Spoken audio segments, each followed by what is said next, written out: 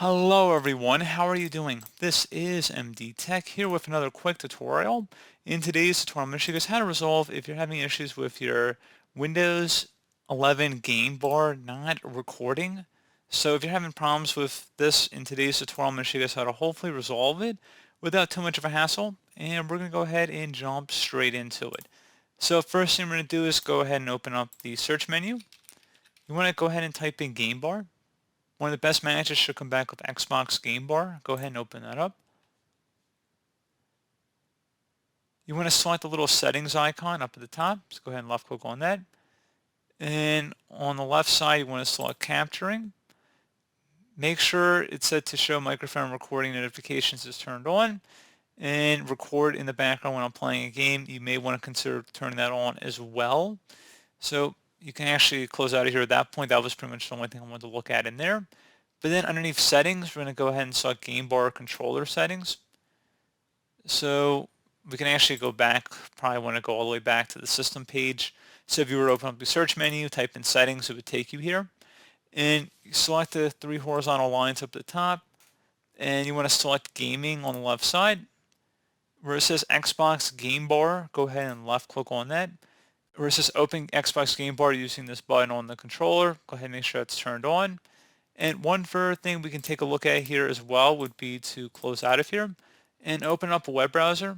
I'm going to have a link in the description of the video here for this Microsoft application. So go ahead and just paste it in and hit enter. Go ahead and select the orange download button. And now we're going to select the Time64 download and select next. And give it a moment here.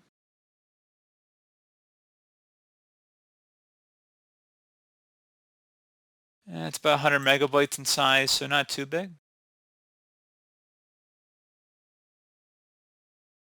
And once it's done downloading, go ahead and open it up.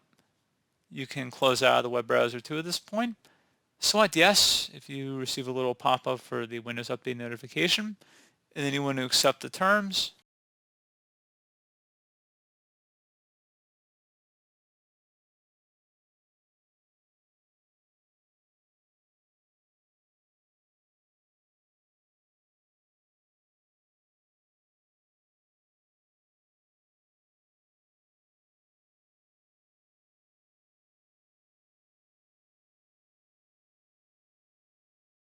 And once that's done, close out of here and restart your computer.